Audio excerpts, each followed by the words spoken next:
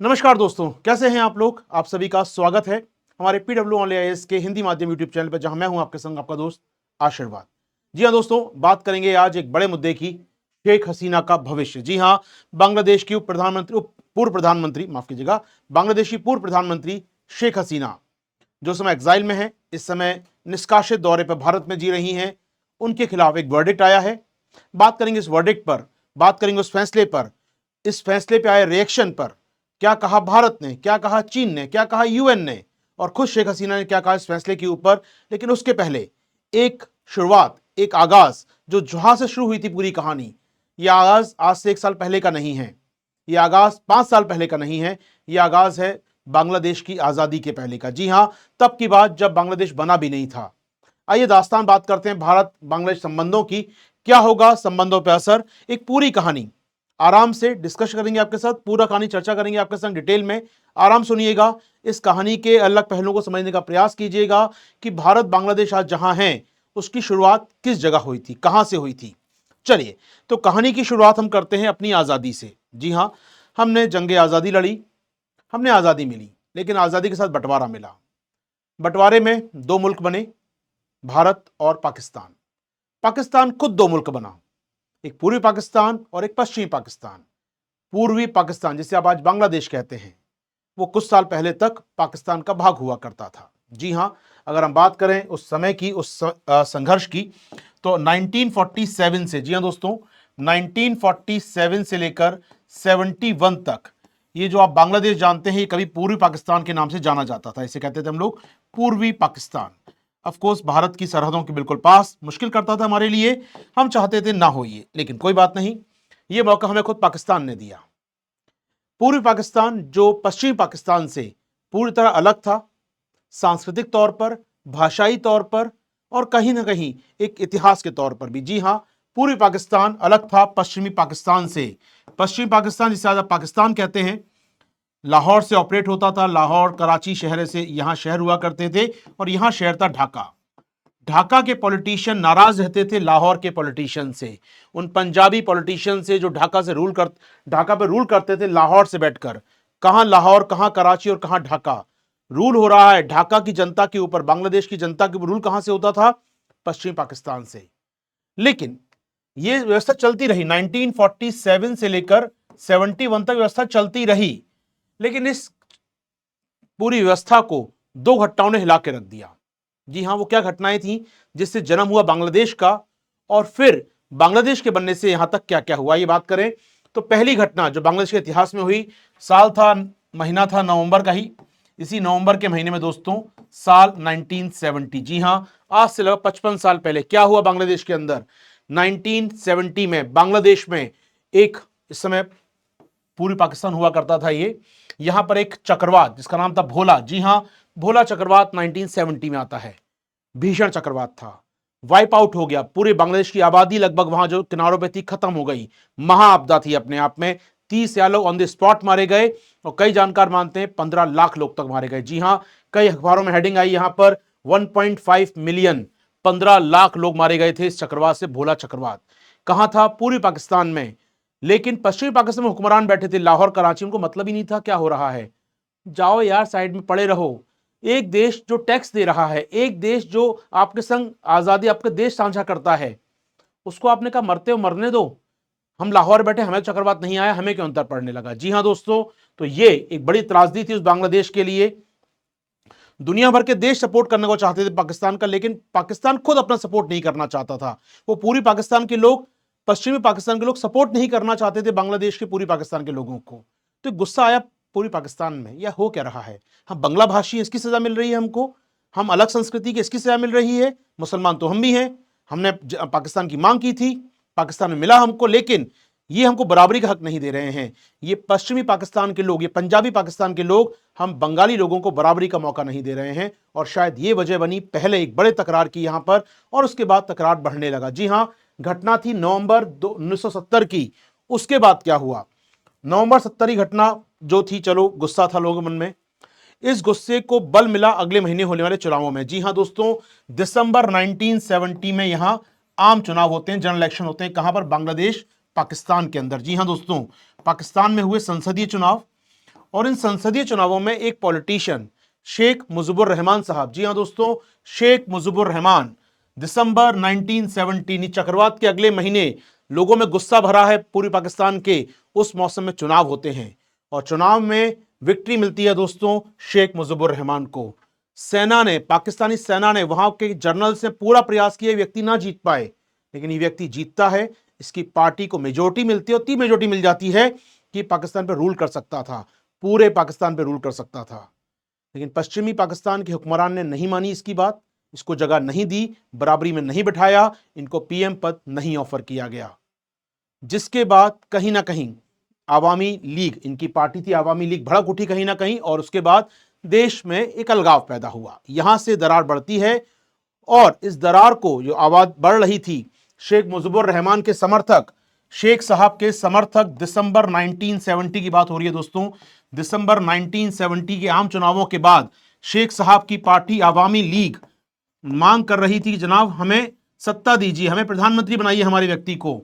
इसकी मांग को दबाया जा रहा था, इनके कार्यकर्ताओं को पीटा जा रहा था सेना के द्वारा। वो सेना जो लाहौर बैठी सरकार चलाती थी, वो सेना जो याहिया खान चलाता था पाकिस्तान से बैठकर। फाइनली कहते हैं ना ताबूत में आखिरी कील, वो थी 25 मार्च की तारीख, 25 मार्च 1971। चुनाव के लगभग 3 महीने बाद क्या हुआ, शेख मुजीबुर रहमान को गिरफ्तार कर लिया गया उनके घर से।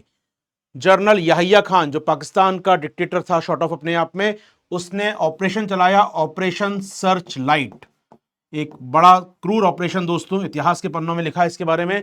जेनोसाइड था, नरसंहार था, बंगला भाषियों का जेनोसाइड किया गया, कत्लेआम किया गया, यूनिवर्सिटी में घुस घुस के बच्चों को मारा गया, बंगला भाषियों को, आवामी लीग के कार्यकर्ताओं को, हिंदुओं को, माइनॉरिटीज को याहिया खान ने कटवा दिया था ढाका में, बांग्लादेश के अंदर। जी हां दोस्तों, ऑपरेशन सर्च लाइट, एक ऐसा ऑपरेशन जिसको इतिहास याद नहीं करना चाहेगा, एक बड़ा जेनोसाइड हुआ दोस्तों, पाकिस्तानी आर्मी ने किया। ये 25 मार्च 26 मार्च पाकिस्तान ने कत्लेआम कर दिया पूरी पाकिस्तान के अंदर। भाग के लोग, यहां से जान बचा के लोग, शेख मुजीबुर रहमान को गिरफ्तार कर लिया गया, यहां पर लोगों को मारा गया, यूनिवर्सिटी में घुस के बच्चों को मारा गया और लोग जान बचाने के लिए भाग पड़े। भागे कहां, कहां जाएं, तो जगह मिली उनको हिंदुस्तान की सीमा के अंदर। घुसे हमारे यहां से, पाकिस्तान से, पूरी पाकिस्तान से, बांग्लादेश से, हमारी सीमाओं के अंदर, हमारे पश्चिम बंगाल के अंदर, हमारे असम के अंदर, मेघालय के अंदर, जिसको जहां जगह मिली, जिसको जहां जगह मिली, जो ट्रेन पकड़ सका वो हिंदुस्तान में घुसने का प्रयास करने लगा। अगले 6 महीनों में, मार्च से लेकर अक्टूबर नवंबर तक आते आते लगभग 2 करोड़ से ऊपर बांग्लादेशी शरणार्थी भारत में शरण पा चुके थे। पाकिस्तानी सेना का जुल्म बढ़ता जा रहा था, भारत इंतजार कर रहा था कि हमें बांग्लादेश को तैयार करना है। फाइनली वॉर हुआ, हमने बांग्लादेश की मुक्ति वाहिनी सेना, बांग्ला के लोगों ने अपनी खुद की सेना बनाई, अपनी खुद की एक कमेटी बनाई, एक पैरामिलिट्री फोर्स तैयार की, हमने उनको ट्रेनिंग दी, मुक्ति वाहिनी सेना को ट्रेन किया, हमने भेजा बांग्लादेश, जाओ लड़ो पाकिस्तानी सेना से, हम तुम्हारे साथ हैं। हमने उनको आर्म्स दिए, उनको ट्रेनिंग दी यहां से बैठा कर, और सफलता मिली। मुक्ति वाहिनी सेना और भारत सरकार के सम्मिलित प्रयासों से, मुक्ति वाहिनी सेना और दोस्तों भारत सरकार के प्रयासों से हमें बांग्लादेश को आजाद कराने का मौका मिला। जी हां दोस्तों, इस युद्ध में बहुत क्षति हुई, बांग्लादेश आजाद हुआ।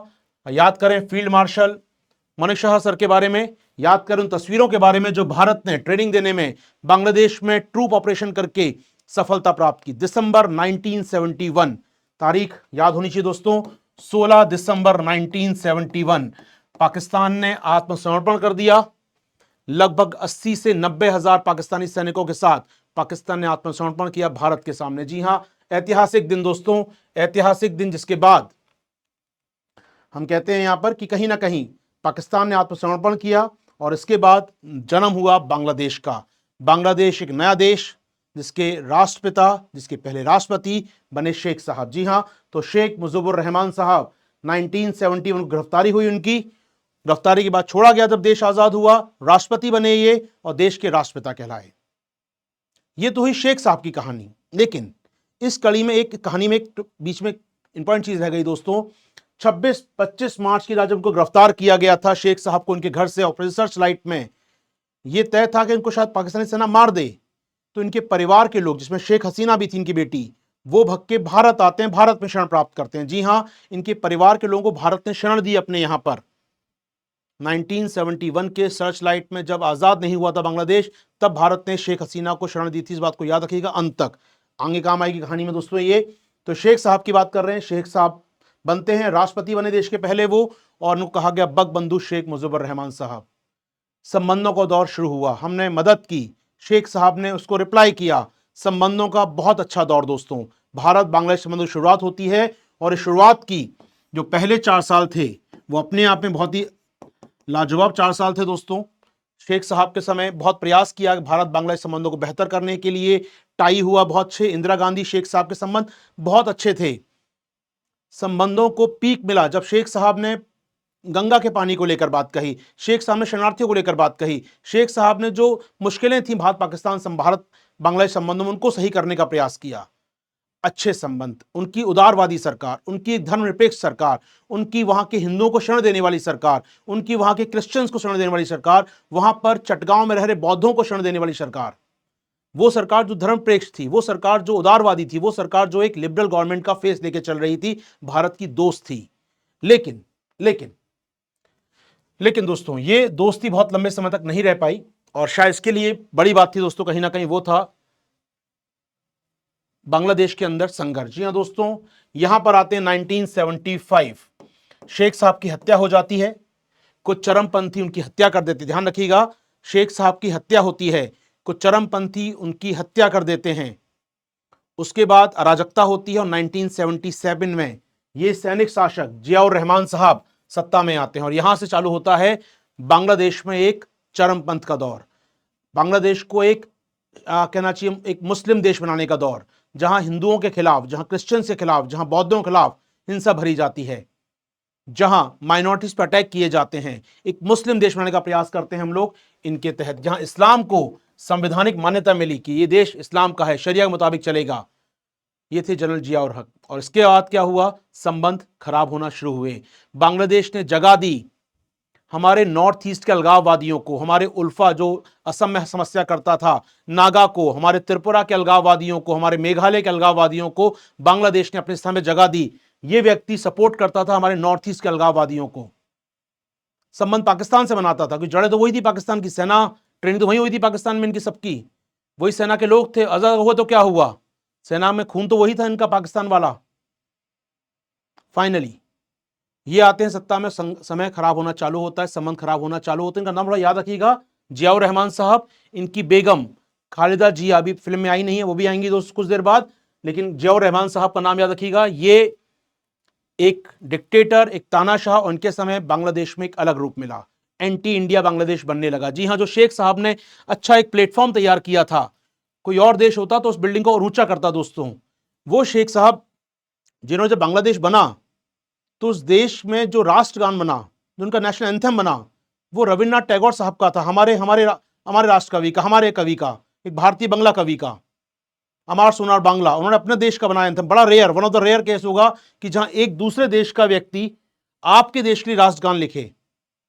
वहां के जो राष्ट्र कवि थे नजरुल इस्लाम साहब, नजरुल इस्लाम साहब जो बांग्लादेश ने राष्ट्र कवि का दर्जा दिया, उनका जन्म भारत में हुआ था वर्धमान में। इससे बड़ा दोस्ती पैमान और क्या हो सकता है। जी हां, बिल्कुल सही बात है, भारत बांग्लादेश जुड़े हुए हैं सदियों से, वो कभी अलग थे ही नहीं। आइए दोस्तों बात करते हैं। तो 1977 उस व्यक्ति की सत्ता में वापसी होती है, ये सत्ता में आता है और एक संवैधानिक चंज के तहत शरिया को वहां का लॉ बना देता है। उसके बाद निश्चित तौर पर सीमावाद चालू हुए दोस्तों, सीमावाद चालू हो गया बांग्लादेश से हमारा, वहां पर कहीं ना कहीं विद्रोह को जगह दी गई। हमारे यहाँ पर पानी के बंटवारे को लेकर विवाद होने लगा दोस्तों, गंगा का पानी, तीस्ता का पानी, ब्रह्मपुत्र का पानी, मेघना, बहुत सारी नदियां जो बहती हैं, 54 नदियां बहती हैं इंडिया बांग्लादेश के बीच में, 54 नदियां। तो इन 54 नदियों के पानी के बंटवारे को लेकर समस्या चालू हो गई। समस्या और बिगड़ती चली गई, क्योंकि इनके बाद और कट्टर लोग आते चले गए और कहीं ना कहीं संबंध खराब होते गए। लेकिन सत्तार राष्ट्रपति बनते हैं 1981 में दोस्तों। उसके बाद फाइनली 1991 में इलेक्शन होता है, वहां पर डेमोक्रेसी फिर से आती है, और बेगम खालिदा जिया दोस्तों, अब यहां पर एक नई एंट्री हो रही है फिल्म में, बेगम खालिदा जिया, जिया साहब की बेगम थी ये, उनकी वाइफ की विडो। चुनाव होते हैं, जियाउर रहमान के प्रति वहां पर काफी समर्थन था, लोगों में काफी उनके प्रति प्रेम था। उसको देखते हुए इनकी पार्टी का नाम दोस्तों बांग्लादेश नेशनलिस्ट पार्टी, दो पार्टी याद रखिएगा, Bangladesh nationalist party versus Awami league, दो पार्टियां हैं वहां पर कुल मिलाकर। बड़ी छोटी बड़ी और पार्टियां भी, लेकिन मेन दो पार्टियां दोस्तों। बांग्लादेश नेशनलिस्ट पार्टी की चेयरपर्सन बेगम खालिदा जिया पीएम बनती है 1991 में, कोई बात नहीं, लेकिन दोस्ती थी इंडिया से, ठीक ठाक संबंध थे, व्यापारिक संबंध स्थापित हो रहे थे, पड़ोसी थे, आना जाना लगा रहता था हमारा। लेकिन 96 में दोस्तों, जी हां 96 में अगर बात करें शेख साहब का समय, उसके बाद वहां कट्टरपंथ का समय, 96 में दोस्तों वापसी होती है, मालूम है किसकी? आवामी लीग की। बेगम खालिदा जिया के हटने के बाद चुनाव होते हैं, हारती हैं वो, और सत्ता में आती हैं पहली बार शेख हसीना पीएम। आज से 30 साल पहले, लगभग 30 साल पहले शेख हसीना पीएम बनती हैं। भारत के बहुत एहसान थे इनके ऊपर, भारत ने इनके पिताजी को सपोर्ट किया था, भारत ने इनके परिवार को शरण दी थी इनके बुरे दिनों में, तो एक स्वाभाविक था भारत के प्रति दोस्ती। और इनकी पार्टी आवामी लीग इंडिया से हमेशा अच्छे संबंध रखती आई थी, तो ऑफकोर्स इनके संबंध अच्छे थे भारत से। 96 में जब पीएम बनी पहली बार, कई बहुत महत्वपूर्ण मुद्दे जो अटके पड़े थे भारत बांग्लादेश में, उनको सॉल्व किया। पानी बंटवारा, गंगा जल बंटवारा अटका पड़ा था बहुत सालों से, इनके समय आते ही साइन हो गया, गंगा पानी का बंटवारा हो गया। सीमा विवाद था हमारे बीच में, उसका बंटवारा, उसको सही किया गया, और ट्रेड चालू हुआ, आगमन रास्ते खुल गए आने जाने के दोस्तों, कहीं ना कहीं संबंध अच्छे होना शुरू हुए, एक रिश्तों में गर्माहट चालू हुई। लेकिन वो ज्यादा दिन चली नहीं, क्योंकि कुछ दिनों बाद फिर जियाउर की बेगम खालिदा जिया फिर सत्ता में आई 5 साल बाद 2001 में, कोई बात नहीं, इनका रूल रहा 2001 से 2008 तक, लगभग ये सत्ता में रही या चरमपंथी रहे। लेकिन 2008 के चुनावों के बाद शेख हसीना फिर पीएम बनती हैं दोस्तों, और ये बहुत निर्णायक साल था 2008 का, दिसंबर का महीना, मुझे आज भी याद है वो टाइम, हम लोग पढ़ाते थे उस समय से। तो 2008 का ये समय था, दिसंबर महीने का चुनाव थे यहाँ पर, और इन चुनावों में भारी जीत होती है शेख हसीना की, बहुत निर्णायक जीत थी अपने आप में, कि उन्होंने एक बात कही थी। इन्होंने कहा था 2008 में चुनाव में जीतने से पहले अपने प्रचार में, कि अगर मैं सत्ता में आई तो जिन लोगों ने मेरे पिताजी का कत्ल किया है, जिन लोगों ने शेख साहब का कत्ल किया, जिन लोगों ने बगबंधु शेख मुजीबुर रहमान का कत्ल किया है 1975 में, उन चरमपंथियों को मैं फांसी पर लटकाऊंगी। सोचिए 1975 में किसी ने हत्या की, कोई आतंकवादी, कोई चरमपंथी, उसको सजा देने की बात 2008 में कर रही थी ये। जनता ने समर्थन किया, सत्ता में आती हैं, और ये सत्ता में आई और यहां पर बनी रही 2024 तक, अगले 16 सालों तक बैक टू बैक चुनाव ये सत्ता में रही। इनकी सत्ता धीरे धीरे लोग मानते हैं तानाशाही में कन्वर्ट हो रही थी। वो तानाशाही हो रही थी कि नहीं हो रही थी वो अलग बात है, लेकिन लोग मानते हैं कि 16 सालों के अंदर थोड़ा सा अहंकार, थोड़ा तानाशाही का इनमें पुट आ गया था। उसकी जांच कर लेंगे हम बाद में, लेकिन हाल फिलहाल 16 साल सत्ता में रही, बैक टू बैक प्रधानमंत्री बनी, हर इलेक्शन जीतती गई, 8 का, 13 का, 19 का और फिर 24 का भी, 4 चुनाव जीते, 8 लगातार, 14 फिर 19 फिर 24, बैक टू बैक इलेक्शन जीते उन्होंने, 5 वहां 4 इलेक्शन बैक टू बैक। चलिए दोस्तों, तो यहां पर अब आते हैं संबंधों पे, हम लोग अब आते हैं, तो हुई एक पर्सनैलिटी कल्ट की बात हुई, अब आते हैं थोड़ा सा हम लोग संबंधों के ऊपर। जो संबंध शुरू हुए शेख साहब के इंदिरा गांधी के समय कार्यकाल से, उन संबंधों की चरम व्यवस्था पहुंची कहां पर दोस्तों? मोदी शेख हसीना के कार्यकाल में। आप समझ सकते हैं, फोटो बहुत कुछ कह रहा है दोस्तों, इस तस्वीर को आप देखेंगे ना, ये तस्वीर बहुत कुछ कह रही है, मालूम है? ये तस्वीर केवल 2 राष्ट्राध्यक्षों की तस्वीर नहीं है, इसकी लोकेशन देखिए, कहां बैठे हैं ये लोग दोनों। जहां पीछे वो गोल्डन तस्वीर लगी है, जहां पाकिस्तान सिलेंडर कर रहा है, पाकिस्तान आत्मसमर्पण कर रहा है, उसको सोने के फ्रेम में गड़वा के लगवाया गया, उसके नीचे बैठकर शेख हसीना भारत आती है, हमने फोटो फ्रेम किया। ये दिखाता है कि भारत बांग्लादेश की दोस्ती कोई सरकार की मोहताज नहीं है, वो मोहम्मद यूनिस शेख हसीना या किसी की मोहताज नहीं है, वो पुरानी दोस्ती है, ये तस्वीर बयां करती है। तो ये हमने दौर देखा है 50 सालों की दोस्ती का, तो इस दौर में उतार चढ़ाव रहे हैं, लेकिन दोस्ती बनी रही है, सत्ता आती जाती रही लेकिन दोस्ती बनी रही। आइए दोस्तों बात करें संबंधों की, तो शेख हसीना की सत्ता में आने के बाद 2008 के बाद से भारत बांग्लादेश संबंधों पर नजर मारें, संबंध गोल्डन एरा था दोस्तों संबंधों का ये। इस दौरान भारत बांग्लादेश के बीच व्यापार बहुत तेजी से बढ़ा।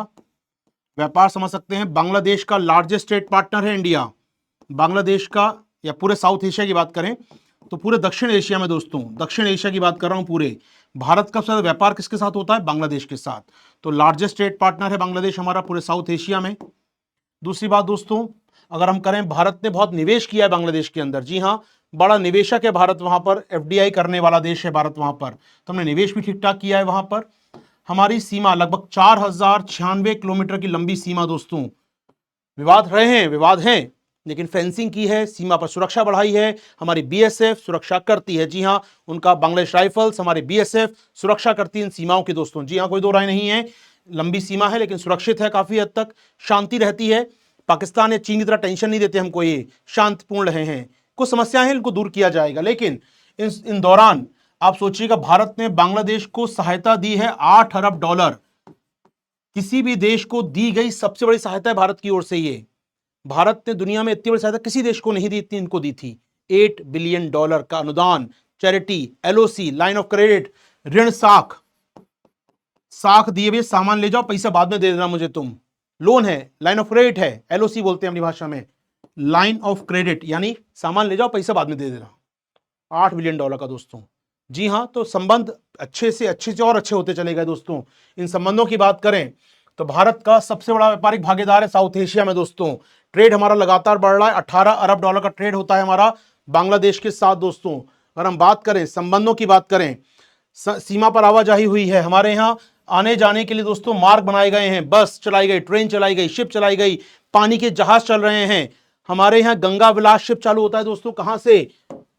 काशी वाराणसी से, इलाहाबाद से होता हुआ दोस्तों जाता है कलकत्ता, कलकत्ता से बांग्लादेश में, बांग्लादेश से फिर हमारे असम में। यानी देश का एक बहुत बड़ा मार्ग कवर कर रहा है वो। हम बांग्लादेश की बात करें दोस्तों, ये कलकत्ता हो गया हमारा। वो जहाज ऐसे आता है दोस्तों, कलकत्ता में गया, फिर यहां से बांग्लादेश के अंदर होता हुआ फिर वापस असम में आता है। यानी कि बांग्लादेश, इंडिया और फिर इंडिया दोस्तों। जी हां, ये रूट ये हम यूज कर रहे हैं, रेल मार्ग चल रही हैं, मैत्री एक्सप्रेस चलती है हमारे बीच में दोस्तों। कई जगह पर उनके बंदरगाह प्रयोग करते हैं, वो हमारे बंदरगाह प्रयोग करते हैं। हमारे यहां से भारत की जमीन से होकर बांग्लादेश का माल जाता है नेपाल, भूटान में, हम कनेक्टिविटी देते हैं बांग्लादेश को। तो संबंध तो बहुत अच्छे हुए हैं शेख हसीना के दौरान। चलिए दोस्तों, तो संबंधों को पीक मिलता है। संबंध कई प्रकार के बने, कई ट्रैक बने दोस्तों। व्यापारिक संबंध स्थापित हुए। एनर्जी, ऊर्जा की बात करें, हमसे ऊर्जा लेता है बांग्लादेश। जी हां दोस्तों, हम ऊर्जा की बात कर रहा हूं मैं आपको। 2000 मेगावाट बिजली खरीदता है बांग्लादेश हमसे लगभग। हमने वहां पर परमाणु ऊर्जा प्लांट लगाने मदद कर रहे हैं हम उसकी, कर रहे थे, अब मुझे कहना चाहिए, एनर्जी प्लांट लगा रहे हैं, ऊर्जा बेचते हैं। अडानी ग्रुप झारखंड में बना के ऊर्जा बेचता है बांग्लादेश को। आप सोच सकते हैं, मतलब ऊर्जा दे रहे हैं, परमाणु ऊर्जा लगा रहे हैं भैया, और क्या चाहिए यार। तो कहीं ना कहीं हम बात कर रहे हैं दोस्तों, एनर्जी है, ट्रांसपोर्टेशन है, परिवहन है, लोगों का आना जाना होता है दोस्तों। यहाँ पर हमारे यहाँ पर बांग्लादेश मेडिकल, स्वास्थ्य का, अस्पताल का इलाज कराने आते हैं दोस्तों हमारे यहाँ पर। अगर हम बात करें, हजारों बांग्लादेशी, लाखों बांग्लादेशी हमारे हर साल टूरिज्म करने आते हैं, जियारत करने आते हैं अजमेर शरीफ पर, या वो निजामुद्दीन औलिया के साहब की दरगाह पर, या बंगाल के कई इलाकों में। जी हाँ, और हमारे यहाँ से भी लोग जाते हैं, तो पर्यटन होता है बड़े स्केल पर हमारे यहाँ पर। तो कहीं ना कहीं दोस्तों कई चीजें हैं, कई आयाम हैं हमारे और बांग्लादेश के बीच में संबंधों के। ये तो हुई 24 तक की बात। लेकिन ये तो जो दिख रहा है आपको, जो दिख नहीं रहा पर्दे के पीछे ही कहानी, वो थी दोस्तों बांग्लादेश में क्या हो रहा था। 2008 से लेकर बांग्लादेश में 24 तक क्या हुआ। आखिर 5 अगस्त हम सेलिब्रेट करते हैं इंडिया में अलग कारणों से, लेकिन बांग्लादेश में इस तारीख से पहले क्या हो रहा था। 5 अगस्त 2024 जब बांग्लादेश में आंदोलन हुआ, प्रोटेस्ट हुआ, शेख हसीना को देश छोड़कर भागना पड़ा, भारत में शरण मांगनी पड़ी। इस तारीख के पहले क्या हो रहा था वो जानना जरूरी है। इस तारीख के पहले दोस्तों 2008 से 24 में क्या चल रहा था, देश के अंदर क्या चल रहा था इनके। शेख हसीना जो इस देश की प्रधानमंत्री बन चुकी थी मेजोरिटी के साथ, उन्होंने तैयार किया एक ट्रिब्यूनल। पहले बन रहा था आईसीटी, जांच करने के लिए ट्रिब्यूनल, एक क्राइम ट्रिब्यूनल जांच बनाया उन्होंने यहां पर, एक क्रिमिनल क्राइम ट्रिब्यूनल स्थापित किया उन्होंने यहां पर एक। इसका उद्देश्य क्या था, जिन्होंने शेख साहब की हत्या की थी, जिन्होंने शेख साहब के खिलाफ षड्यंत्र रचा था, उसकी जांच करना। जी हां, तो यहां पर हम आ रहे हैं, लिख दूं मैं आपके लिए, बनाया उन्होंने ट्रिब्यूनल दोस्तों 2008 में, पहले बना हुआ था वो, यहां पर एक्टिव हुआ। इसका मामला था शेख साहब जो राष्ट्रपिता बंगबंधु थे, बंगबंधु शेख मुजीबुर रहमान साहब, बंगबंधु शेख मुजीबुर रहमान साहब की बात करें, इनकी जो हत्या की गई थी, परिवार की हत्या की गई थी, उस समय जो लोकतंत्र की हत्या की गई थी 1975 में, कौन थे वो लोग, किन्होंने ये काम किया था, इसकी जांच, उन लोगों को सजा देना, ये तय था, इस ट्रिब्यूनल का काम था। शेख हसीना ने यूज किया ट्रिब्यूनल का, ट्रिब्यूनल की सहायता से उन्होंने देश के चरमपंथियों के करके फांसी भी लटकाया, चाहे वो 80 साल का बुजुर्ग, 90 साल का बुजुर्ग, लेकिन अपने जमाने में 50 साल पहले उसने कोई क्राइम किया था अगर, उसको फांसी पे अब लटकाया गया। इससे देश में वो निशाने पे आ गए चरमपंथियों के। जी हां दोस्तों, ये जो शेख हसीना का एक्शन था 1975 के आरोपियों को फांसी देना, इससे शेख हसीना चरमपंथियों के निशाने पर आ गई। तो यहां पर एक विवाद चालू हुआ, शेख हसीना बनाम चरमपंथी। तो शेख हसीना के चरमपंथी टकराने पे बड़ा कारण था उनके द्वारा ये ट्रिब्यूनल चलाया जाना, और दूसरा जो शेख हसीना से नाराज थे चरमपंथी, दूसरा कारण था शेख हसीना की भारत के साथ दोस्ती। तो भारत के साथ जो दोस्ती थी शेख हसीना की, इसमें कोई दो राय नहीं है, मतलब एक से एक किस्से हैं दोस्ती के यहां पर, तो क्या कहा जाए, कई किस्से हैं यहां पर। जब 2021 में जब आजादी के 50 साल मना रहा था, तो शेख हसीना ने भारत को विशेष रूप से थैंक यू कहा कि आपकी वजह से 50 साल मना रहा है बांग्लादेश। उनकी सेना भारत के साथ कदम ताल कर रही थी। हमारे रिपब्लिक डे परेड के दिन उनकी सेना, बांग्लादेश की सेना की टुकड़ी आई नई दिल्ली में हमारी 26 जनवरी परेड में पार्टिसिपेट करने के लिए। यह दोस्ती का आलम था। इससे नाराज हो रहे थे चरमपंथी। चरमपंथी नाराज थे ट्रिब्यूनल के फैसलों से, चरमपंथी नाराज थे भारत के साथ शेख हसीना की दोस्ती से, चरमपंथी नाराज थे इस लगातार 16 सालों से टिकी हुई सत्ता में कोई बदलाव ना होने से। इन चरमपंथियों को सहयोग मिल रहा था किसका? बांग्लादेश में बढ़ती बेरोजगारी का। जी हां दोस्तों, हर देश समस्या से रहा है। साउथ एशिया में युवा आबादी है, गरीब देशों में हैं हम लोग, ऐसे में यहां पर एक बड़ी समस्या बेरोजगारी की। वो युवा नौकरी चाहता है, रोजगार चाहता है, सरकार नहीं दे पा रही हर किसी को रोजगार, तो गुस्सा है उसके अंदर। सरकार पलट नहीं रही, सरकार वही की वही बनी हुई है लगातार। सरकार पलटने का प्रयास भी कर रहा है तो सरकार पलट नहीं रही वो लगातार। उसके बाद उसका विकल्प ही नहीं है, क्योंकि शेख हसीना ने अपने विरोधियों को एक एक करके फांसी में लटका दिया। पॉलिटिकल विरोधी थे, जेल में डाल दिया बेगम खालिदा जिया को इन्होंने। तो पॉलिटिकल पावर नहीं सामने।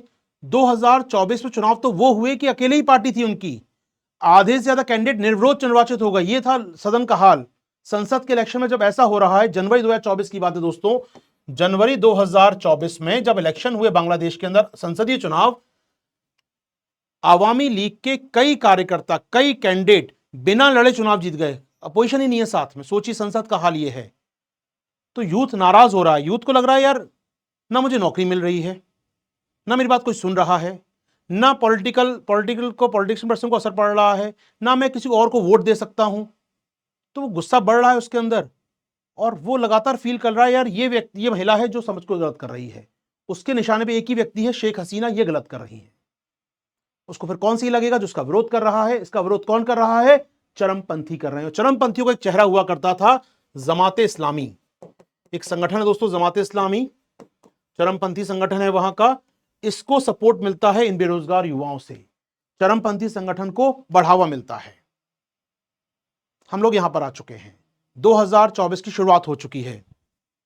2024 की शुरुआत हो चुकी है दोस्तों, 2024 की शुरुआत हो चुकी है। 2024 की शुरुआत के बाद, 2024 के प्रारंभ के बाद, जनवरी में इलेक्शन होते हैं वहां पर। इलेक्शन के बाद दोस्तों जमाते इस्लामी बाहर था, कोई बात नहीं, चुनाव हुए यहां पर, और चुनावों के बाद इनके खिलाफ एक अवरोध या आक्रोश बढ़ने लगा, जनता नाराज होने लगी थी। जी हां दोस्तों, अब आते हैं उस पिक्चर पे।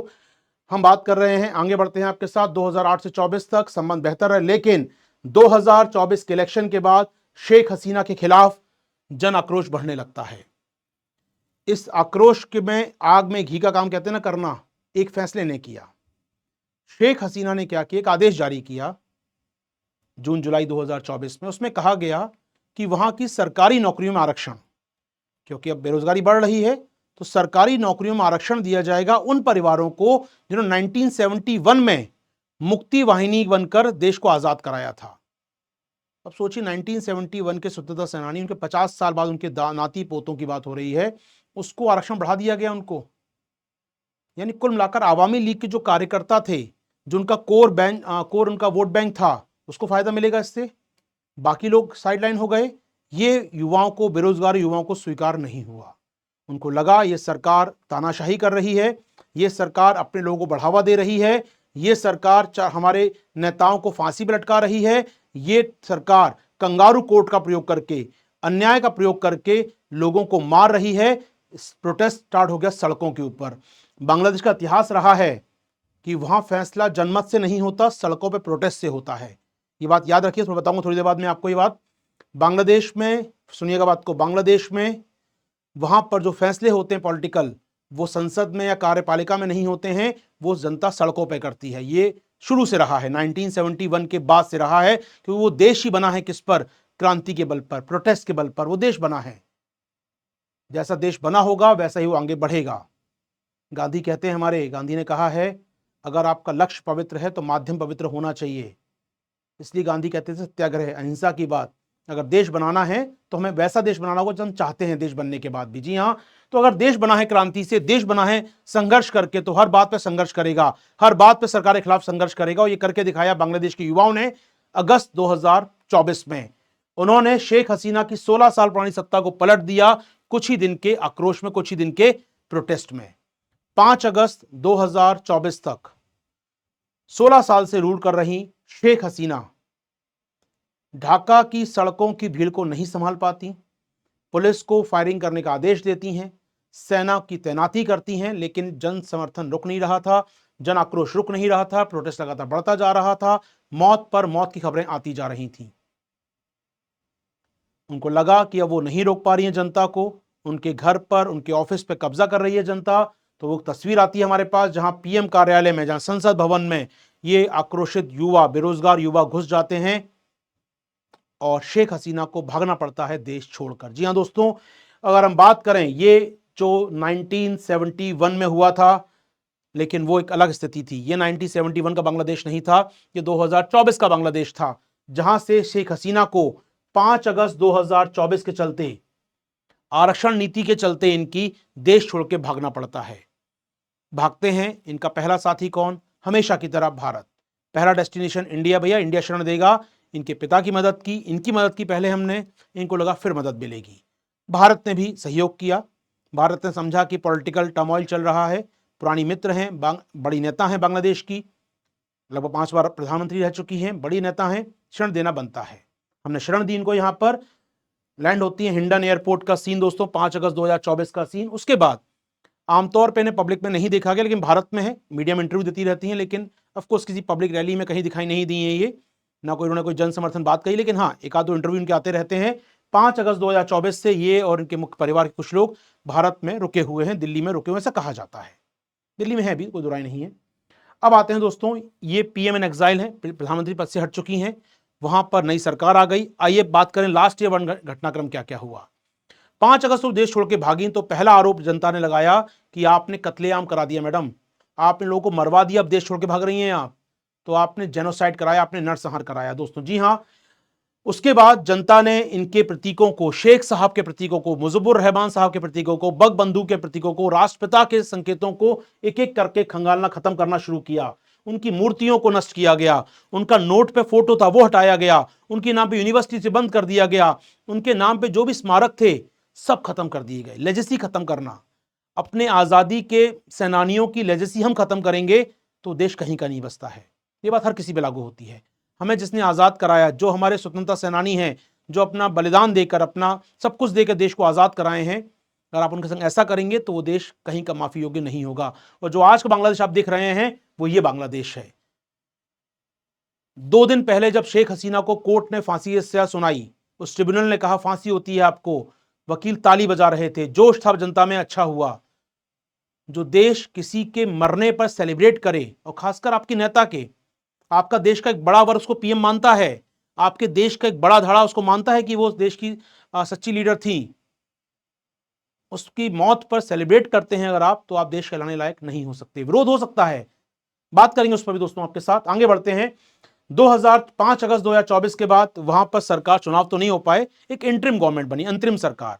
जिन छात्रों ने, बेरोजगार छात्रों ने प्रोटेस्ट किया था, उन्होंने माना कि ये जो मोहम्मद यूनिस साहब हैं, ये लोकप्रिय नेता थे, लोकप्रिय इकोनॉमिस्ट थे, वहां के अर्थशास्त्री थे, नोबेल पुरस्कार विजेता थे, अपने आप में काफी बड़ा नाम है दुनिया में इनका, एक फेस है दुनिया में कहीं ना कहीं इनका। इनको कहा गया आप संभालिए सरकार, चुनाव कराइए देश के अंदर, फिर जो होगा देखा जाएगा। तो आपको हाथ में सत्ता दे दी गई, इनके मोहम्मद यूनिस के हाथ में सत्ता आ गई। लेकिन अब मौका था किसके उभरने का? उन चरमपंथियों के उभरने का।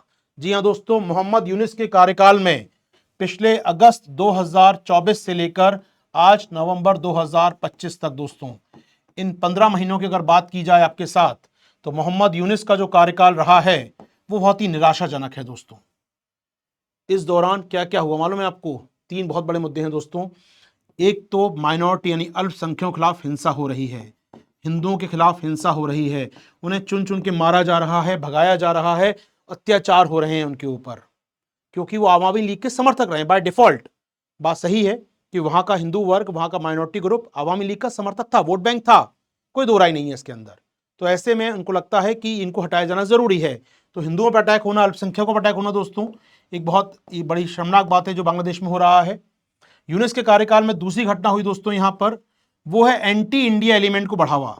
जो भारत विरोधी लोग हैं उनको बढ़ावा दिया जा रहा है, जैसे जमात इस्लामी जो खुल के भारत विरोधी बातें करता है, उस पर से बैन हटा लिया गया।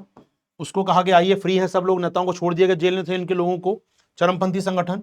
इसके अलावा दोस्तों चीन को बढ़ावा दिया जा रहा है बांग्लादेश के अंदर, पाकिस्तान से नई दोस्ती की जा रही है दोस्तों। पाकिस्तान के चीफ को बुलाया गया, आर्मी चीफ को बुलाया गया, पाकिस्तान खुद होके आए, ये पाकिस्तान के जहाज अब बांग्लादेश के बंदरगाहों पे आ रहे हैं। चीन से कह रहे हैं, वहां चीन में जाके कहते हैं कि इंडिया का नॉर्थ ईस्ट तो कुछ है ही नहीं, सिलीगुड़ी कॉरिडोर छोटा सा कॉरिडोर जब चाहेंगे बंद कर देंगे। तो अब बातें कर रहे हैं एंटी इंडिया खड़े होकर। तो मोहम्मद यूनुस अगर निष्पक्ष रहते और वो एंटी इंडिया बात नहीं करते तो भी हम सोच सकते कि चलो आपका इंटरनल प्रॉब्लम था, आपने हटाई सरकार, आप आ गए, कोई समस्या नहीं, हमारा काम तो क्या करना साइड में। लेकिन आप एंटी इंडिया बात कर रहे हैं। और फिर तीसरी बात जो पसंद नहीं आई किसी भी को व्यक्ति को यहां पर, कहीं ना कहीं ये लगातार शेख हसीना की मांग कर रहे हैं हमसे, भैया शेख हसीना लौटाओ, हमें फांसी देनी है, वॉटेवर जो उनको सजा मिली है वहां पर अब। तो कहीं ना कहीं शेख हसीना का एंगल अभी भी है, क्योंकि ये इंडिया में है शेख हसीना यहाँ पर, और ये लगातार बांग्लादेश मांग कर रहा है कि इनको सौंपा जाए, भारत को भारत सौंपे हमको, इनका प्रत्यर्पण करें। चले दोस्तों, तो कुछ मुद्दे, बड़े मुद्दे हैं यूनुस सरकार के साथ भारत के। एक बड़ा मुद्दा हिंदुओं पर अटैक, दूसरा बड़ा मुद्दा चीन पाकिस्तान को खुलकर समर्थन और एंटी इंडिया लोगों को समर्थन खुलकर, और तीसरी बात शेख हसीना को मांगना या उनका प्रत्यर्पण करना, उनको फांसी पर लटकाने के लिए। इसको लेकर संबंध यूनुस से हमारे खराब होते जा रहे हैं, लगातार खराब हो रहे हैं। तो पिछले जो 50 साल का इतिहास था भारत बांग्लादेश का, 2024 के बाद से कुछ ठीक नहीं चल रहा है। कारण समझ में आ गए। अब आते हैं 2 दिन पहले हुए ट्रिब्यूनल के फैसले पर। आइए दोस्तों बात करें। यहां पर विवाद कई सारे हैं, हमारे व्यापार बहुत सारे विवाद हो गए पिछले 1.5 साल के अंदर। चरमपंथ बढ़ रहा है, शरणार्थी वहां से आते रहते हैं, चीन का एंगल है दोस्तों, 54 नदियों का पानी का बंटवारा, एक पानी बंटवारा हुआ है अब तक गंगा जल का, बाकी 53 नदियां बची हैं अभी भी हमारे यहाँ पर। रोहिंग्या संकट है, रोहिंग्या घुसाते हैं, तस्करी हो रही है हथियारों की, ड्रग्स की, व्यापार घाटा है, इंडिया बहुत माल बेचता था, कम खरीदता था, तो विवाद बढ़ने लगा, ट्रेड कम होने लगा। कहीं ना कहीं कई मुद्दे हैं भारत बांग्लादेश के बीच में विवाद को लेकर। आइए दोस्तों आगे बढ़ते हैं आपके साथ, और क्या हो रहा है। तो बताया मैंने आपको विवाद के मुद्दे, पानी का बंटवारा दोस्तों एक बड़ा मुद्दा है, पानी का बंटवारा, ठीक है दोस्तों। इसके अलावा कहीं ना कहीं दूसरा मुद्दा है अवैध माइग्रेशन, बहुत बांग्लादेशी घुसते हैं भारत के अंदर, वो एक बड़ा मुद्दा है दोस्तों। इनलीगल रूट से इंडिया में तस्करी के जरिए, तस्करी रूट से इंडिया में घुसने का प्रयास करते हैं, ड्रग ट्रैफिकिंग होती है, बड़ी तस्करी पकड़ी जाती है, बीएसएफ पकड़ता रहता है तस्करी को हमारे यहाँ पर। वेस्ट बंगाल बॉर्डर पर ड्रग्स की तस्करी, जानवरों की तस्करी, हथियारों की तस्करी होती रहती है, कहीं ना कहीं ये चीजें मिलती रहती हैं। जी हाँ दोस्तों, तो बांग्लादेश के साथ संबंध वैसे खराब चल रहे हैं और पुराने मुद्दे तो बचे ही हुए हैं।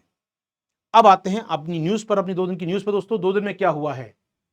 2 दिन में दोस्तों बांग्लादेश जो है यहां पर international crime tribunal, international criminal tribunal ICT की बात करें दोस्तों, वहां मामले की जांच चल रही थी। आईसीटी अंतर्राष्ट्रीय अपराध न्यायालय, अब अंतर्राष्ट्रीय नाम का कुछ भी चीज नहीं थी, इसका नाम था अंतर्राष्ट्रीय अपराध न्यायालय। आप कहेंगे सर अंतर्राष्ट्रीय नेचर का होगा, नहीं, अंतर्राष्ट्रीय कुछ भी नहीं था इसके अंदर, बस नाम अंतर्राष्ट्रीय था, काम पूरा लोकल था। इसका नाम एलसीटी होना चाहिए, लोकल क्राइम ट्रिब्यूनल, या यूनिस का क्रिमिनल ट्रिब्यूनल। यूनिस ने सेटअप किया, यूनिस चला रहे थे, वो नियुक्त कर रहे थे, सब उनके हाथ में था, फैसला उनको मालूम था क्या आने वाला है। कुल मिलाकर एक न्याय का नाटक किया गया। आईसीटी की बात कर रहे हैं दोस्तों हम लोग, इंटरनेशनल क्रिमिनल बनाया गया ट्रिब्यूनल एक, जिसको जांच करनी थी कि शेख हसीना के जब भागी वो देश छोड़कर, उस समय अंतिम दिनों में क्या हो रहा था, क्या उनके आदेश पे गोलियां चलाई गई। इस आईसीटी को जांच करनी थी, इस ट्रिब्यूनल को, इस जज साहब को, 3 जजों को जांच करनी थी, क्या शेख हसीना ने अंतिम दिनों में गोलियां चलवाई, छात्रों को मरवाया, क्या जेनोसाइड करवाया, क्या नरसंहार कराए, क्या मानवता खिलाफ अपराध कराए। जांच हुई। आइए दोस्तों जांच हुई, क्या आया फैसले में। फैसले में दोस्तों क्या आया, क्या आरोप थे, तो अंतर्राष्ट्रीय अपराध न्यायाधिकरण आईसीटी में क्या मामले थे कि उन्होंने विपक्षी नेताओं को गायब करवा दिया, जी हां किडनैप करवा दिया, जिससे प्रोटेस्ट में वो लोग ना जा सकें। पहला आरोप था विपक्षी नेताओं को गायब कराने का। उन पे आरोप था कि उन्होंने हत्याओं के आदेश दिए थे, 12 मई को रिपोर्ट आई कुछ दिनों पहले, उसमें कहा गया हत्याओं के आदेश दिए, 1400 लोगों की हत्या करवा दी उन्होंने आदेश देकर। उन पे आरोप था कि उन्होंने यूनिवर्सिटी के अंदर जो विश्वविद्यालय बेगम रुकैया विश्वविद्यालय है वहां के छात्र को गायब करवाया, मरवा दिया, 6 लोगों की हत्या कराई ढाका के अंदर, वहां गोली चलवाई उन्होंने। कुल मिला के बहुत सारे अपराध उनके खिलाफ थे, आरोप थे, आरोप बने दोस्तों। अगस्त में ट्रिब्यूनल बैठता है, 2.5 महीने की सुनवाई होती है। 2.5 महीने में 16 साल से प्रधानमंत्री बनी शेख हसीना को फांसी की सजा सुनाते हैं आरोपों में। दोस्तों सोचिएगा, कोई ट्रिब्यूनल 2-2.5 महीने फैसला कर लेगा, सुनवाई कर लेगा, हजारों केस सुन लेगा, हजारों वकील सब गवाहों को सुन लेगा, जांच हो जाएगी और 2.5 महीने वो तय कर लेगा कि फांसी देनी है उसको। जी हाँ दोस्तों, तो यहां पर फांसी की सजा सुनाई गई उनको। इन आरोपों को सही पाया गया और मानवता खिलाफ अपराध, जी हाँ लास्ट वर्ड जो है, शेख हसीना को माना गया कि मानवता के खिलाफ अपराध किया है, क्राइम अगेंस्ट ह्यूमैनिटी किया है इन्होंने, यहां पर मानवता के खिलाफ अपराध किया है इन्होंने, क्राइम अगेंस्ट ह्यूमैनिटी किया है। और इसीलिए तीनों जजों ने सर्वसम्मति से, तीनों जजों की फैसले था, उन्होंने कहा इनको फांसी दी जाए। इनको उस समय गृह मंत्री थे, उनको फांसी दी जाए, फांसी दे दो इनको यहां पर, क्योंकि शेख हसीना ने कहा, गृह मंत्री ने पुलिस को आदेश दिया, पुलिस ने फायरिंग कर दी, तो इनको फांसी सजा दी जाए, ये कहना है ट्रिब्यूनल का। ये फैसला आ गया ट्रिब्यूनल का। और मैंने कहा थोड़ी देर पहले कि वहां पर फैसले कोर्ट में, संसद में, कार्यपालिका में नहीं होते हैं, सड़कों पर होते हैं।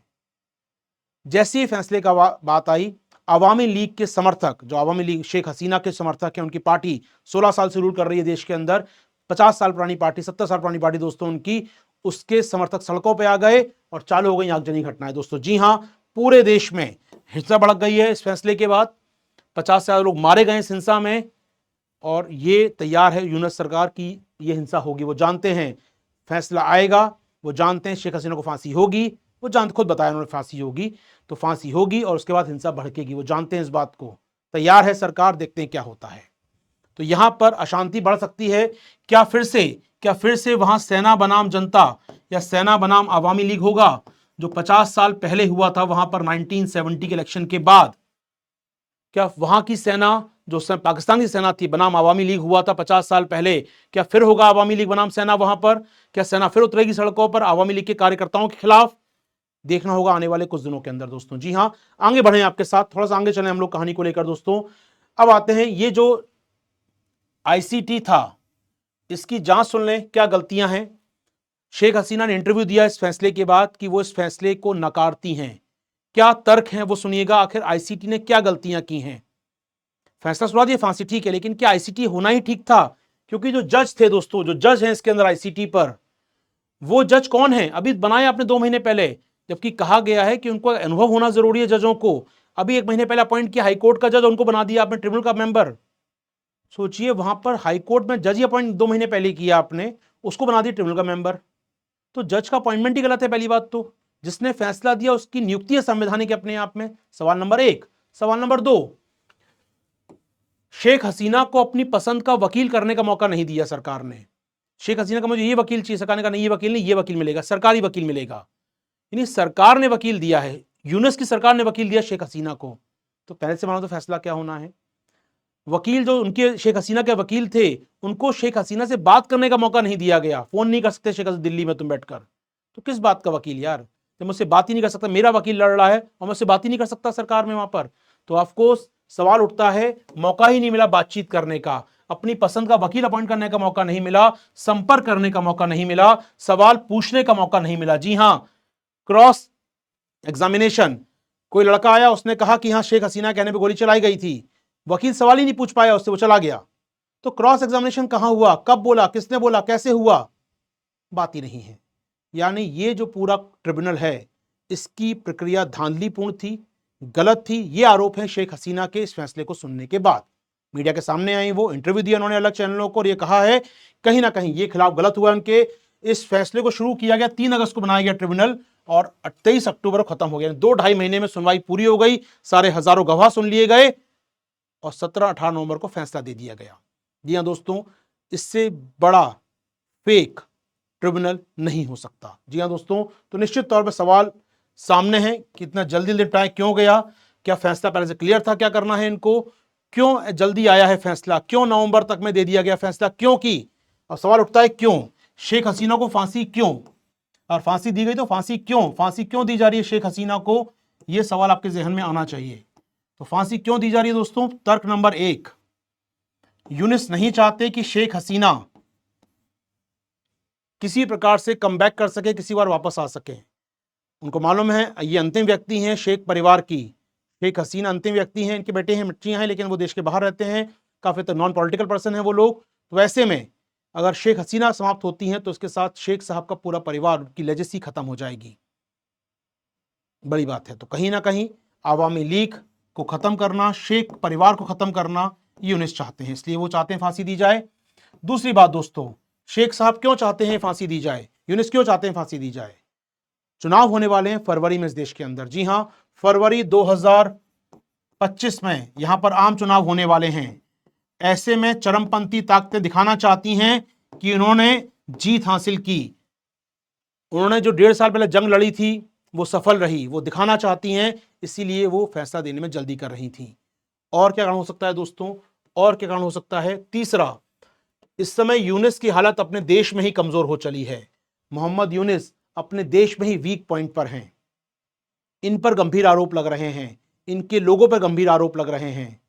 माना जा रहा है कि यूनिस का अपना खुद का पॉलिटिकल एम्बिशन हो चुका है, ये सत्ता में बने रहना चाहते हैं। आपको बनाया गया था इस काम के लिए, सर आइए संभालिए देश को, चुनाव कराइए, हट जाइएगा। अब लोग मानते हैं कि इस यूनिस के अंदर भावना आ चुकी है कि इनको रूल करना है इस देश पर, उनके अंदर सत्ता का लालच आ चुका है, और ऐसे में वो एक इस फैसले को दिलवाकर अपनी पॉलिटिकल जमीन को मजबूत करना चाहते। देखो मैंने फांसी दिलवाई, मैंने शेख हसीना के क्राइम को देखते हुए फांसी दिलवाई, तो अपने क्रेडिट लेना चाहते हैं वो, और शायद वो खुद पॉलिटिकल रूप से कमजोर हो रहे हैं, इसलिए वो ये काम करना चाहते हैं। वो राजनीतिक रूप से कमजोर हो रहे हैं, इसलिए वो काम करना चाहते हैं शेख यूनिस साहब। अब आते हैं दोस्तों इसके लास्ट पार्ट पर, इसका असर भारत पर क्या होगा, इस फैसले का असर भारत पर क्या होगा दोस्तों, जानना जरूरी है आपके लिए। क्या असर होगा इस फैसले का? इसका असर दोस्तों सामने है। भारत, बांग्लादेश ने मांग कर दी है हमसे। क्या कहा है बांग्लादेश ने दोस्तों? सुन लीजिए बांग्लादेश ने क्या कहा है, बांग्लादेश का विदेश मंत्रालय क्या कह रहा है वो सुन लीजिए। स्टेटमेंट आ गया है यहाँ पर, इसने क्या कहा है, विदेश मंत्रालय ने बयान जारी किया दोस्तों, और क्या कहा कि भारत सरकार से शेख हसीना को बांग्लादेश को सौंपने को कहा। जी हां, सौंप दीजिए शेख हसीना को बांग्लादेश को। उन्होंने कहा कि भैया मानवता का अपराध किया है, इन्होंने अपराध किया है, ऐसे व्यक्ति को शरण देना किसी भी अन्य देश के लिए अमित्र व्यवहार का गंभीर उल्लंघन और न्याय का उपहास होगा। जी हां, अगर भारत शरण देता है तो माना जाएगा आप न्याय का मजाक उड़ा रहे हैं, आप मित्र देश नहीं है फिर हमारे, मेरे देश में कोई क्राइम करता है, कोई लोगों को मारता है और आप शरण देते हैं, तो आप दोस्त नहीं कहलाएंगे मेरे इस केस में। जी हां दोस्तों, सामने है बात यहां पर। तो इन दोनों दोषी, जो गृह मंत्री हैं वहां के और जो बांग्लादेश के पूर्व प्रधानमंत्री हैं, उनको सौंपने की बात की है बांग्लादेश ने। हमने क्या कहा? अब आते हैं हमने क्या कहा दोस्तों। हमारा विदेश मंत्रालय क्या कह रहा है? तो 17 नवंबर को ही हमारे देश के विदेश मंत्रालय ने एक डॉक्यूमेंट जारी किया, एक लेख जारी किया, मीडिया ब्रीफिंग की। उन्होंने कहा कि भारत बांग्लादेश की जनता के सर्वोत्तम हितों के लिए प्रतिबद्ध है, जिसमें उस देश में शांति स्थापित करना, लोकतंत्र, समावेशिता और स्थिरता शामिल है। हम इस दिशा में सभी हितधारकों के साथ सदैव रचनात्मक रूप से जुड़े रहेंगे। विदेश मंत्रालय देश का the best interest of people of Bangladesh, peace, democracy and inclusion, stability. बाद ने कहा भाई हम बात करेंगे, रचनात्मक रूप से जुड़े रहेंगे, हम बात करेंगे, हम हैंडओवर नहीं कर रहे। अभी हमने क्लियर कर दिया, बात करेंगे आपसे, हम चाहते हैं वहां शांति रहे, लोकतंत्र स्थापित हो, समावेशिता और स्थिरता हो, हम बात करेंगे आपसे। हैंडओवर करने की बात नहीं कही है, ये बड़ी बात है दोस्तों। यानी भारत क्या हैंडओवर करेगा? आते हैं कि हैंडओवर करना चाहिए भारत को, उस पर आते हैं दोस्तों। तो भारत क्या हैंडओवर करेगा? तो बांग्लादेश का विदेश मंत्रालय क्लियर कह रहा है सौंपिए हमको, यानी प्रेशर पड़ रहा है भारत पर इसका। बांग्लादेश का विदेश मंत्रालय कह चुका सौंपिए हमको, भारत का विदेश मंत्रालय कह चुका है जनाब बातचीत करेंगे आपसे, वार्ता करेंगे हम लोग, ये भारत का विदेश मंत्रालय कह दिया दोस्तों। अब आता है तीसरा पक्ष इसका, कानून क्या कहता है? क्योंकि 2013 में दोस्तों, 2013 में दोनों देशों के बीच एक संधि हुई थी, जब शेख हसीना खुद प्रधानमंत्री थी। मतलब कितना बड़ा अपने आप में खेल है किस्मत का, जिस प्रधानमंत्री ने जो संधि साइन की, पहली विक्टिम वो खुद बन सकती है उसकी। जी हाँ दोस्तों, तो 2013 की बात है, आइए बात करें 2013 की बात करते हैं हम लोग।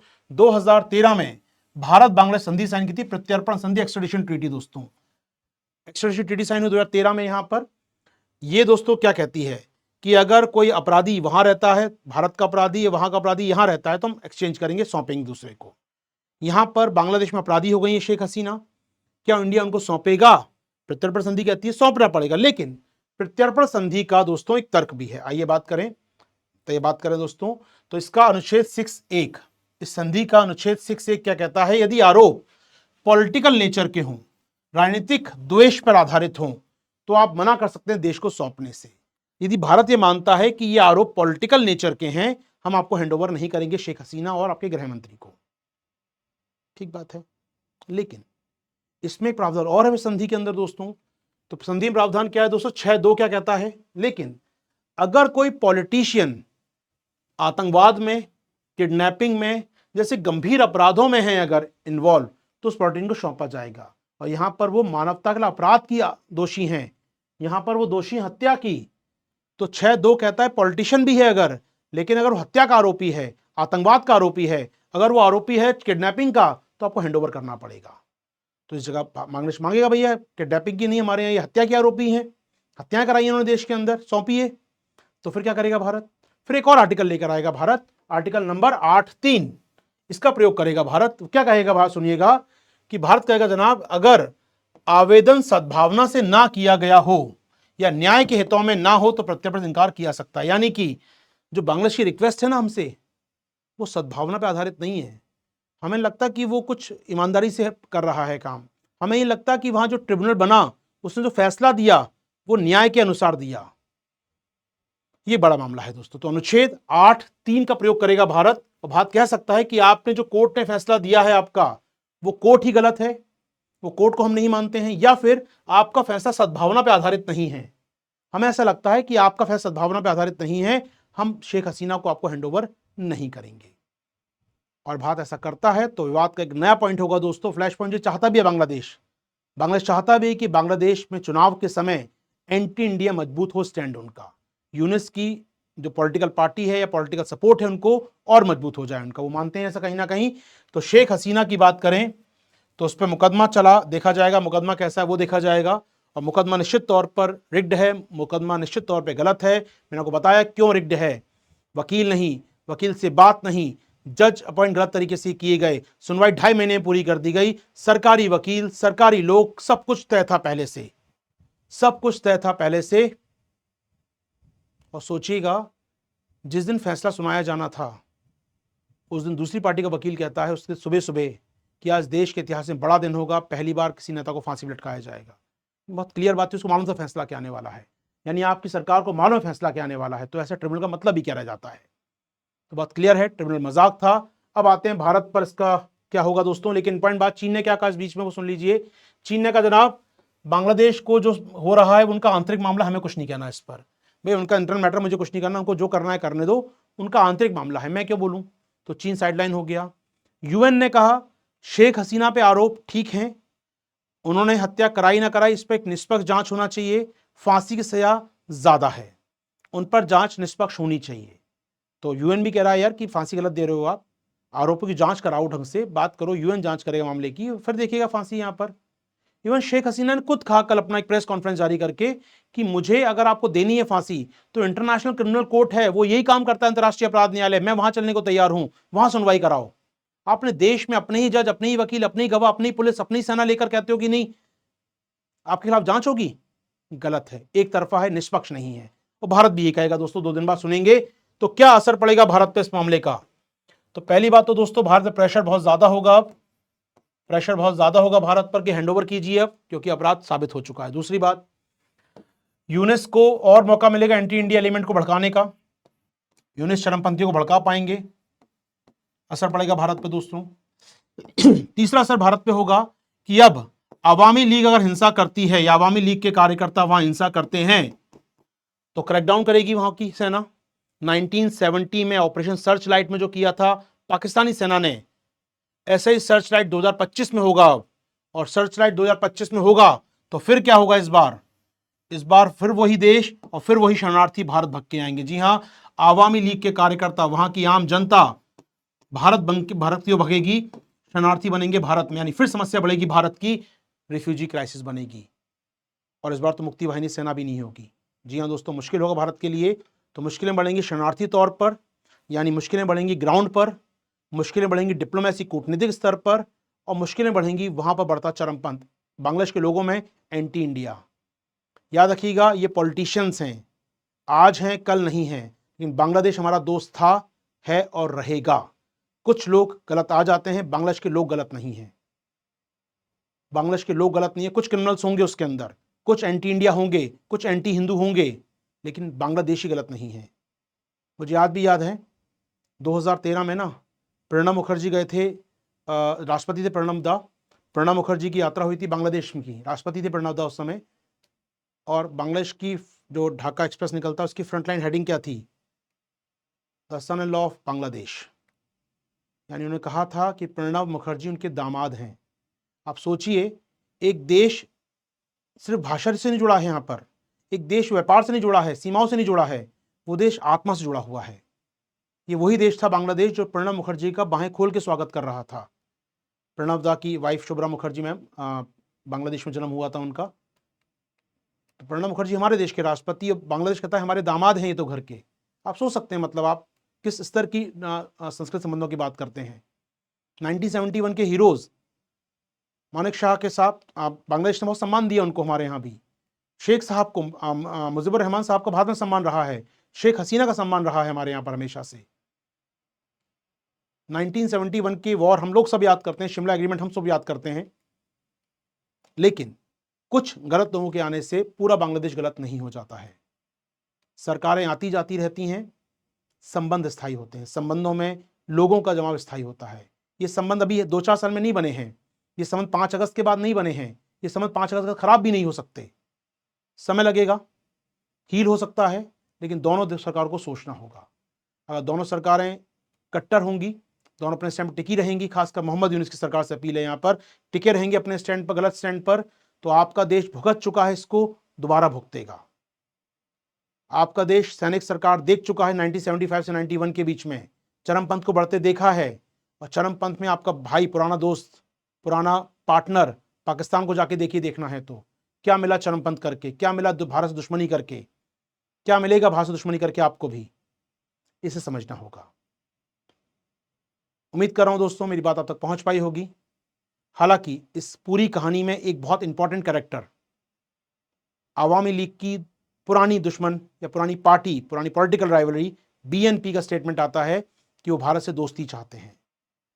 यानी अगर मुझे चुनना हो, खराबों में खराब में सबसे कम खराब जो है इसको मैं चुनना चाहूंगा, और इसी बात पर मैं अपनी बात को एंड करना चाहूंगा। यहाँ पर दोस्तों याद रखिएगा, बेगम खालेदा जिया की पार्टी बीएनपी वो लगातार कह रही है इंडिया बांग्लादेश संबंध डिपेंड नहीं करते अवामी लीग के संग क्या होगा, शेख हसीना का क्या होगा, इस पर भारत बांग्लादेश संबंध निर्भर नहीं करते हैं, और ये बात सच है। यानी अगर मुझे मोहम्मद यूनुस, जमात इस्लामी, वहां की सेना या इनमें से किसी को चुनना होगा तो मैं इनको चुनूंगा राइट नाउ, और भारत को ये करना भी होगा। भारत को सर्वश्रेष्ठ विकल्प पे ध्यान देना होगा, या फिर हट जाना होगा, वेट एंड वॉच करना होगा। वहां की पॉलिटिक्स में जो हो रहा है होने दीजिए, आप दूर रहिए, जो होगा फिर परिणाम देखेंगे। वेट एंड वॉच, जनता सब खुद करेक्ट कर लेगी, लेकिन ये वेट एंड वॉच 97 में देखा था हम लोगों ने, तब वेट एंड वॉच नहीं कर पाए। हम कब तक देखते शरणार्थी घुस रहे हैं हमारे देश में, हमको स्टैंड लेना पड़ा, हमको सपोर्ट करना पड़ा मुक्ति वाहिनी का। तो क्या इस बार भी ऐसा कुछ होगा, या पॉलिटिकल है, 2025 है, 1970 की दुनिया नहीं है ये, कोल्ड वॉर नहीं है ये पाकिस्तान नहीं है ये हमारा दोस्त बांग्लादेश है। तो कुछ बदलाव होगा इस बार, डिप्लोमेसी का प्रयास होगा। इस बार मौनिक शाह नहीं, जयशंकर होंगे। इस बार इंदिरा गांधी की आयरन डिप्लोमेसी नहीं, मोदी की कूट डिप्लोमेसी होगी, कहना चाहिए मुझे यहाँ पर सॉफ्ट डिप्लोमेसी होगी। देखते हैं क्या होता है, समय बताएगा ये तो खैर आपको, लेकिन उम्मीद करेंगे ये संबंधों में और खराबी ना आए। खासकर शरणार्थी समस्या अगर वो बढ़ती है तो इंडिया के लिए मुश्किलें बढ़ सकती हैं। पश्चिम बंगाल में अगले साल चुनाव होने वाले हैं, और ऐसे में हम नहीं चाहेंगे उस पूरे एरिया में जो ऑलरेडी शांति बड़ा फ्रेजाइल हो चुका है, मणिपुर में हिंसा चल रही है, त्रिपुरा में बड़ी मुश्किल शांति हुई है कुछ सालों में, मेघालय असंतोष में रहता है, पश्चिम बंगाल में चुनावी असंतोष रहता है। ऐसे में शरणार्थी समस्या और बढ़े इंडिया के अंदर, हम नहीं चाहेंगे कभी। इसी नोट पे दोस्तों खत्म करूंगा इस लेक्चर को अपने में। उम्मीद कर रहा हूं बात समझ में आई होगी पूरी आपको। क्लास के पीडीएफ के लिए जुड़े रहिए टेलीग्राम पर मेरे साथ। मुलाकात होगी आपके संग अगले सेशन में। दीजिए आज्ञा। कैसा लगा सेशन बताइए कमेंट बॉक्स में नीचे आकर, दीजिए आज्ञा। थैंक यू, शुक्रिया, जय हिंद।